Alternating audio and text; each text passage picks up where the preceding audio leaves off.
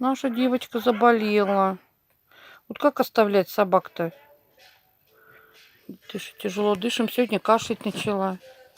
Вот как мы кашляем. Вот как бронхит у нас. Купили мы лекарства.